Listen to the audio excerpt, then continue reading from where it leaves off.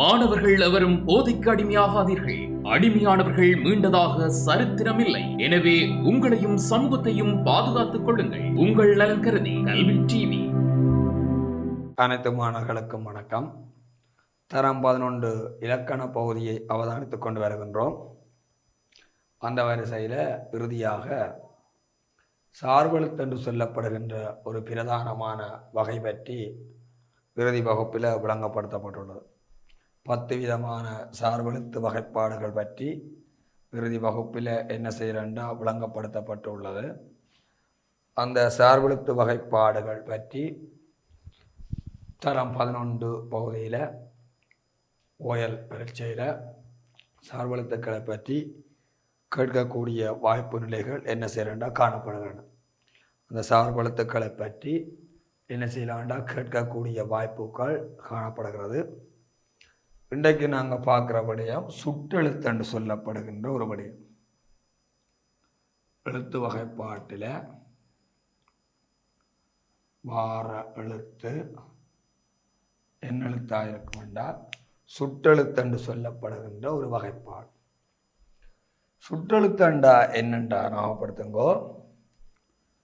ஒருவரை அல்லது ஒரு பொருளினை, ஒருவரை அல்லது ஒரு பொருளினை, ஒருவரை அல்லது ஒரு பொருளினை சுட்டிக்காட்டுவதற்கு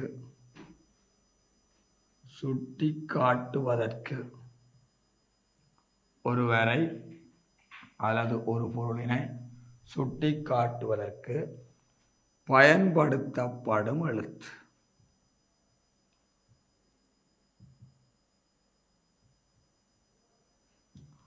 பயன்படுத்தும் எழுத்து என்னென்று சொல்லப்படும் என்றால் சுட்டெழுத்து என்று சொல்லப்படும். ஒருவரை அல்லது ஒரு பொருளை சுட்டி காட்டுவதற்கு பயன்படுத்தப்படுகின்ற எழுத்து சுட்டெழுத்து என்று சொல்லப்படும். தமிழில் ஆனா, ஈனா, ஊனா என்ற 3 எழுத்துக்களும் சுட்டெழுத்துக்களாக இருக்கும். ஆனாவில வச்சு அவன் என்று நாங்கள் சொல்லலாம். ஈனாவில வச்சு இவன் என்று நாங்கள் சொல்லலாம். ஊனாவில வச்சு உவன் என்று நாங்கள் சொல்லலாம். அதே மாதிரி ஆனாவில அவள் என்று நாங்கள் சொல்லலாம். ஈனாவில இவள் என்று நாங்கள் சொல்லலாம். ஊனாவில உவள் என்று நாங்கள் சொல்லலாம். அதே மாதிரி அது என்று சொல்லலாம், இது என்று சொல்லலாம், அடுத்தது உது என்று சொல்லலாம். இது என்னவா இருக்கும் என்றால் தமிழில் இருக்கிற சுட்டெழுத்துக்கள் ஆனா, ஈனா, ஊனா என்ற 3 எழுத்துக்களும் தமிழில் இருக்கிற சுட்டெழுத்துக்களாக கருதப்படும். ஒருவரை அல்லது ஒரு பொருளினை சுட்டி காட்டுவதற்கு பயன்படுத்தப்படுகிற எழுத்து சுட்டெழுத்து என்று சொல்லப்படும். எழுதிக்கொள்ளுங்க தலையங்கம் சுட்டெழுத்து. ஒருவரை அல்லது ஒரு பொருளினை சுட்டி காட்டுவதற்கு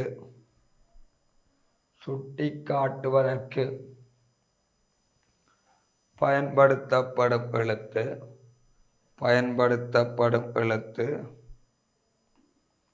சுட்டெழுத்து என்று அழைக்கப்படும்.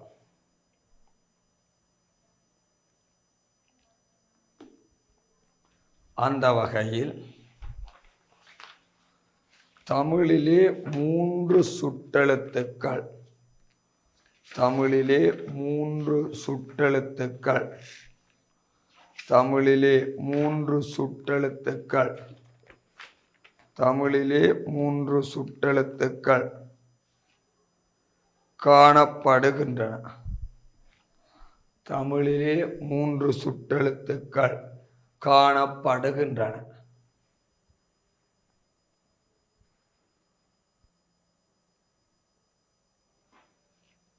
அவன் இவன் உவன்.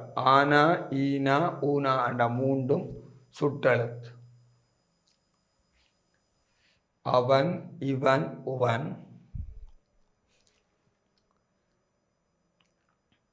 அவள் இவள் உவள்,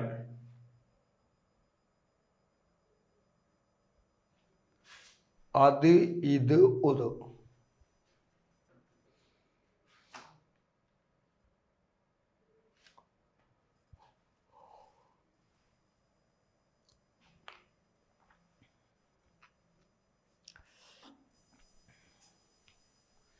இனி சின்னொரு தலையங்கம் சுட்டெழுத்துக்களின் வகைகள்.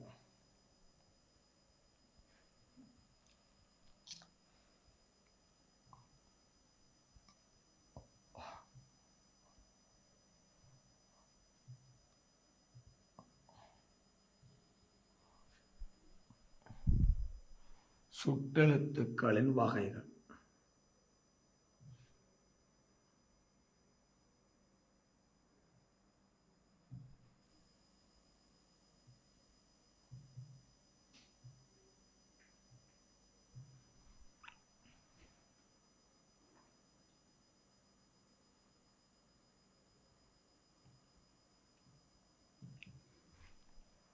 சுட்டெழுத்துக்களை ரெண்டு வகைப்படுத்தலாம். ஒன்று அகச்சுட்டண்டு ஒன்று இருக்குது. ஒன்று அகச்சுட்டு. ரெண்டாவது வார சுட்டு என்ன சுட்டா இருக்குமெண்டா புறச்சுட்டண்டு சொல்லப்படும். ஒன்று அகச்சுட்டு என்பது முதலாவது வகைப்பாடு, புறச்சுட்டு என்பது இரண்டாவது வகைப்பாடு. அகச்சுட்டண்டா என்னண்டா சொல்லின் சொல்லின் அகத்தே நன்று, சொல்லின்ற அகத்தே நன்று, சொல்லின்ற அகத்தே நன்று, சொல்லின் அகத்தே நன்று சுட்டு பொருளை, சொல்லின்ற அகத்தே நன்று சுட்டு பொருளை உணர்த்துவது, சொல்லின்ற அகத்தே நன்று சுட்டு பொருளை உணர்த்துவது என்னென்று சொல்லப்படும் என்றால் அகச்சுட்டு எனப்படும். என்னென்று அழைக்கப்படும் என்றால் அகச்சுட்டு எனப்படும். சொல்லினுடைய அகத்தே நின்று சுட்டு பொருளை உணர்த்துவது அகச்சுட்டு. இந்த அகச்சுட்டில் வார சுட்டெழுத்தை நீக்கினான். அகச்சுட்டில வார சுட்டெழுத்தை நீக்கினான். அகச்சுட்டில வார அந்த சுட்டெழுத்தை நாங்கள் நீக்கினால்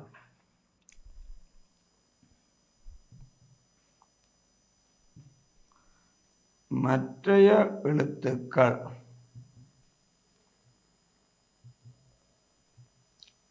என்ன தராது என்றால் பொருளை தராது.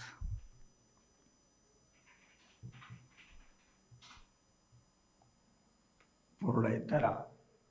அவை என்னென்றால் சொல்லின்ற அகத்தே நின்று சுட்டுப்பொருளை உணர்த்துவது அகச்சுட்டெனப்படும். இதில் வார சுட்டெழுத்தை நீக்கினால் மற்ற எழுத்துக்கள் பொருளை தராது. உதாரணத்துக்கு அது என்று நாங்கள் சொல்கிறோம். அதே மாதிரி அவன் என்று சொல்லுவேன். அதே மாதிரி அவை என்று சொல்லுவேன். இப்படி வரைக்க இதில் இதே மாதிரி ஈனாவில் சொல்கிறேன், இவன் என்று சொல்கிறேன். ஈனாவில் இது என்று நான் சொல்கிறேன். இதில் வார ஈனாவை, இதில் ஆனாவை, ஈனாவை ஆனாவை கட் பண்ணினா மற்ற எழுத்துக்கள் என்னத்தை தராது என்றால் பொருளை தராது. அவை சுட்டெழுத்து அகச்சுட்டில வாரெழுத்த சுட்டெழுத்தை நீக்கினால் மற்ற எழுத்துக்கள் என்னத்தை தராதென்றால் பொருளை தராது. ஆனால் புறச்சுட்டண்டா என்னென்றால் சொல்லின் புறத்தே நின்று சுட்டுப்பொருளை உணர்த்துவது புறச்சுட்டு என அழைக்கப்படும்.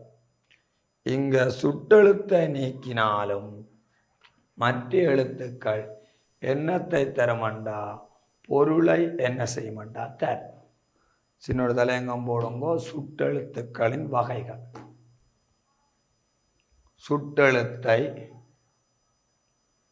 பின்வருமாறு 2 வகைப்படுத்த முடியும்.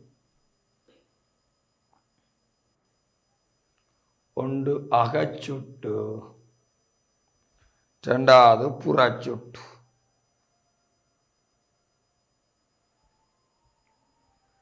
இனி சின்னொரு தலையங்கம் போடுங்கோ. அகச்சுட்டு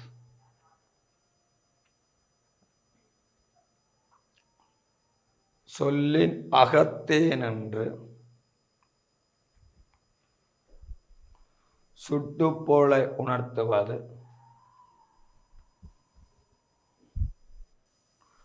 அகச்சுட்டு என்று அழைக்கப்படும். சொல்லின் அகத்தே நின்று சுட்டுப்போலை உணர்த்துவது அகச்சுட்டு என்று அழைக்கப்படும்.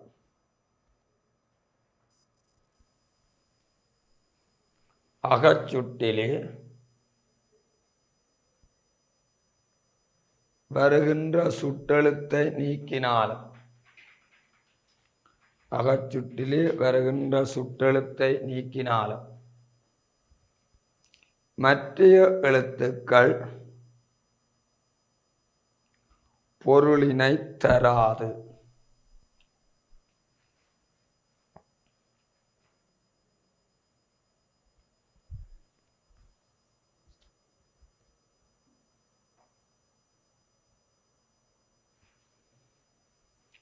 அது,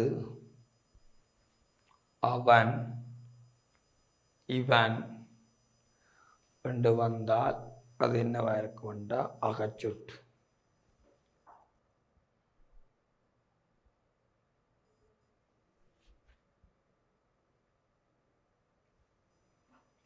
இனி சின்னொரு தலையங்கம் புறச்சுட்டு. புறச்சுட்டுனாலுங்கோ சொல்லின் புறத்தே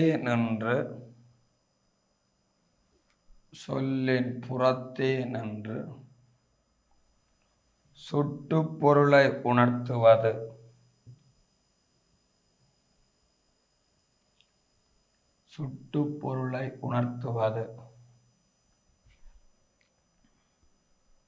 புறச்சுட்டெனப்படும்.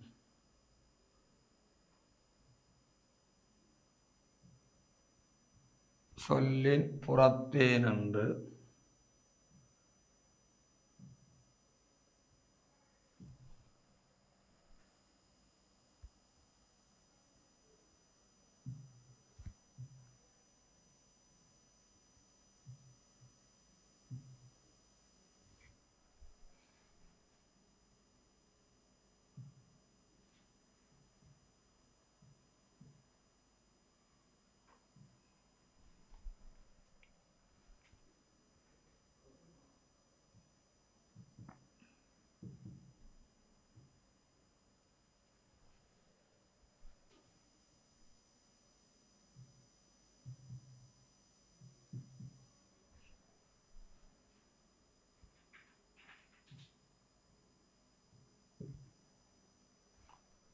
சொல்லின் புறத்தே நின்று சுட்டுப்பொருளை உணர்த்துவது புறச்சுட்டு எனப்படும்.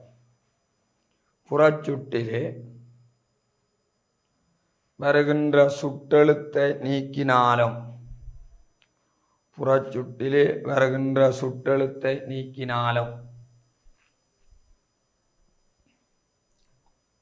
மற்றைய எழுத்துக்கள் ஆனவை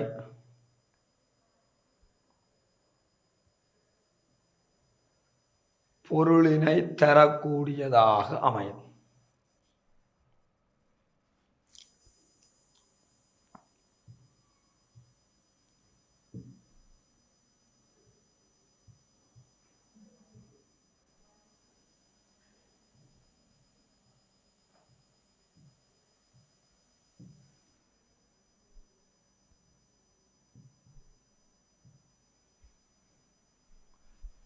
இதில் பார்த்தீங்கன்னா அம்மரம், இவ்வீடு, இப்பையன், அவ்விடண்டு வரைக்க இதில் கட் பண்ணி போட்டு நாங்கள் பார்க்குற பொழுது பையன் என்பது பொருளை தரும், வீடு என்பது பொருளை தரும், மரம் என்பது ஒரு பொருளை தருகிறது, வீடு என்பதும் தரும். புறச்சுட்டில வார சுட்டெழுத்தை நீக்கினாலும் மற்றைய அந்த எழுத்துக்களானவை என்னத்தை தருமண்டா பொருளை தரும். எழுதுங்க. புறச்சுட்டில் வருகின்ற சுட்டெழுத்தை நீக்கினாலும், புறச்சுட்டில் வருகின்ற சுட்டெழுத்தை நீக்கினாலும் மற்றைய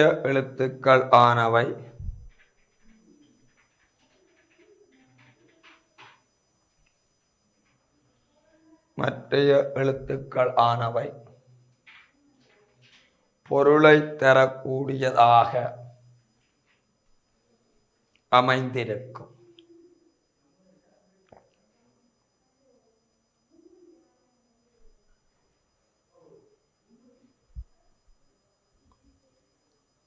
அம்மரம், இவ்வீடு, இப்பையன்,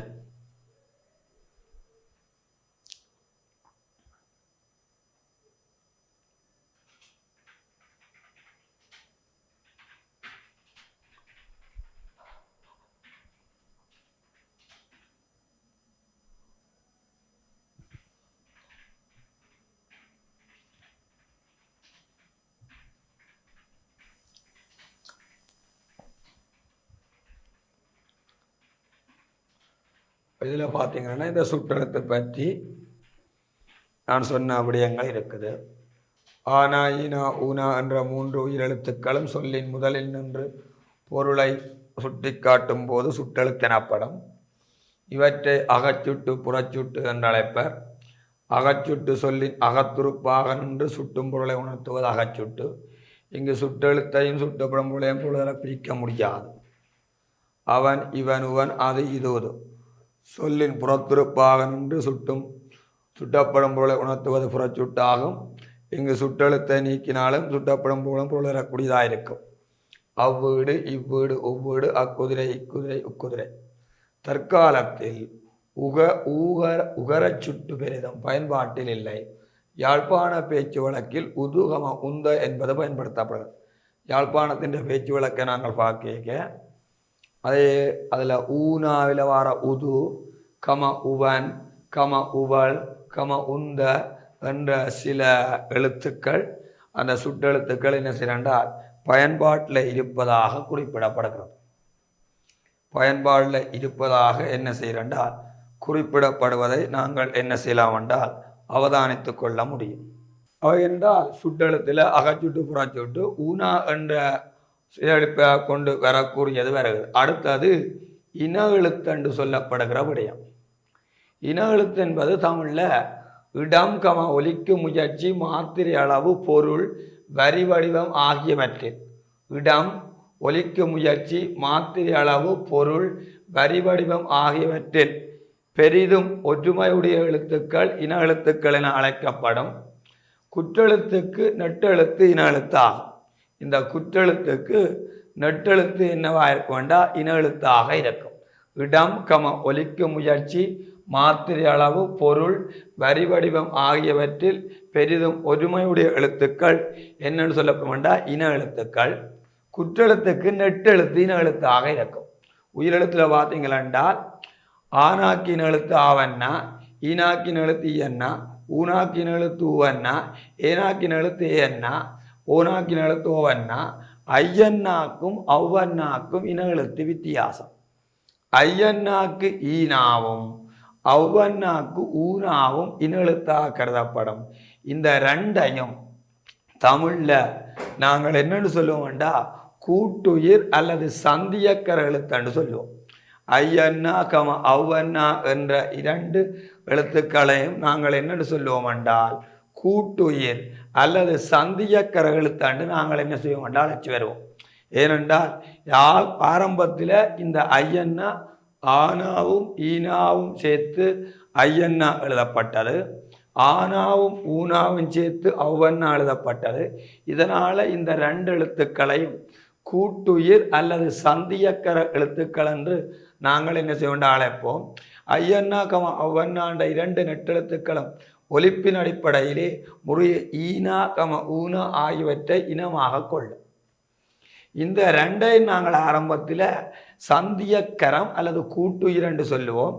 ஐயன்னா கம அவ்வண்ணாண்ட 2 எழுத்துக்களும் சந்தியக்கரம் என அழைக்கப்படும். இவற்றை கூட்டுயிர் அல்லது கூட்டொலி எனவும் அழைப்பர். பண்டைய காலத்தில் ஐயன்னா ஆனா ஈனாவும் சேர்த்தும் அவ்வண்ணா ஆனா ஊனா சேர்த்து எழுதப்பட்டன. தற்காலத்தில் இவை ஐ அவ்வென்று எழுதப்படுகின்றன. ஐயர் சொல்லும் ஆனா ஈயன்னாண்டு போட்டுறோம், அவ்வை ஆனா அவ்வண்ணாண்டு எழுதுகிறோம். அதேபோல மெய்யெழுத்தில் வல்லினத்துக்கு மெல்லினம் இன எழுத்தாக இருக்கும். அதே வேளை இடையின எழுத்துக்கு இன எழுத்துக்கள் இல்லை.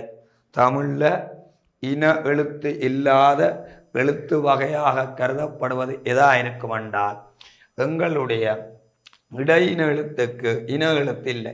இக்கண்ணாக்கு இங்கண்ணா, இச்சன்னாக்கு இஞ்சன்னா, இட்டன்னாக்கு இன்னன்னா, இத்தன்னாக்கு இந்தன்னா, உப்பன்னாக்கு உம்மன்னா, இட்டன்னாக்கு இன்னன்னா. ஜரள வரள என்று சொல்லப்படுகிற இடையின எழுத்துக்கு இன எழுத்துக்கள் என்ன செய்யறாண்டா இல்லை. சரிதானே? அதாவது யரள வரள என்று சொல்லப்படுகின்ற இடையின எழுத்திற்கு இன எழுத்துக்கள் இல்லை என்று என்ன செய்யறாண்டா குறிப்பிடப்படுவதை நாங்கள் அவதானிக்கலாம். வேக விளங்கி படிக்கணும். இன எழுத்தண்டால் அதாவது இடம் ஒலிக்கும் முயற்சி, இடம் ஒலிக்கும் முயற்சி, மாத்திரை அளவு, பொருள், வரி, வடிவம் ஆகியவற்றில் பெரிதும் ஒற்றுமைத்தன்மையுடைய எழுத்துக்கள் இன எழுத்துக்கள். இடம் ஒலிக்கும் முயற்சி, மாத்திரை அளவு, பொருள், வரி, வடிவம் ஆகியவற்றில் பெரிதும் ஒருமையுடைய எழுத்துக்கள் இன எழுத்துக்கள். குற்றெழுத்துக்கு நெட்டெழுத்து இன எழுத்து, வல்லினத்துக்கு மெல்லினம் இன எழுத்தாக இருக்கும். இடையின எழுத்துக்கு இன எழுத்து இல்லை. இவ்வளவும் நாங்கள் என்ன செய்யறோம் என்றால் தெரிந்திருக்க வேண்டிய ஒரு விடயமாக இருக்கும். தலையங்கம் போடும்போ இன எழுத்து. இன எழுத்து என்பது இடம் ஒலிக்கும் முயற்சி, மாத்திரை அளவு, வரி வடிவம் என்பனவற்றில் பெரிதும் ஒற்றுமைத்தன்மை உடைய எழுத்துக்கள்.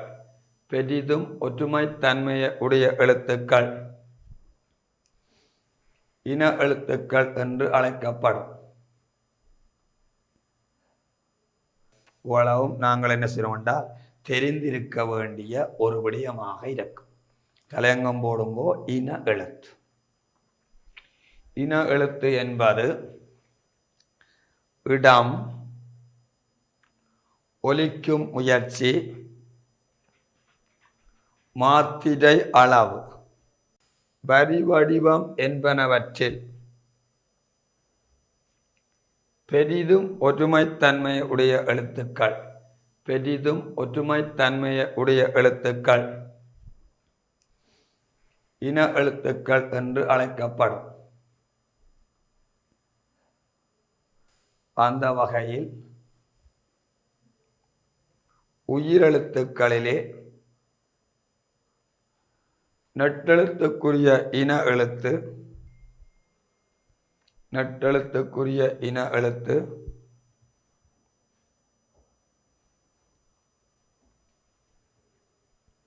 குற்றெழுத்தாக கருதப்படும்.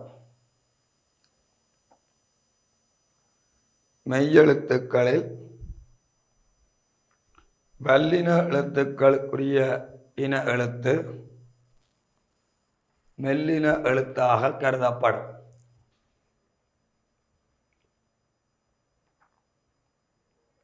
இடையின எழுத்துக்கு இன எழுத்துக்கள் இல்லை. இதனுடைய மிகுதி விடயத்தை அடுத்த வகுப்பு அவதானித்துக் கொள்வோம். இன்று இவ்வளா பகுதியுடனும் இந்த வகுப்பினை பூர்ணப்படுத்துகிறேன். நன்றி, வணக்கம். கல்வி டிவியில் புத்தம்புது நிகழ்ச்சிகளை உடனுக்குடன் பார்த்து மகிழ எமது Facebook மற்றும் YouTube பக்கத்தை லைக் செய்யுங்கள்.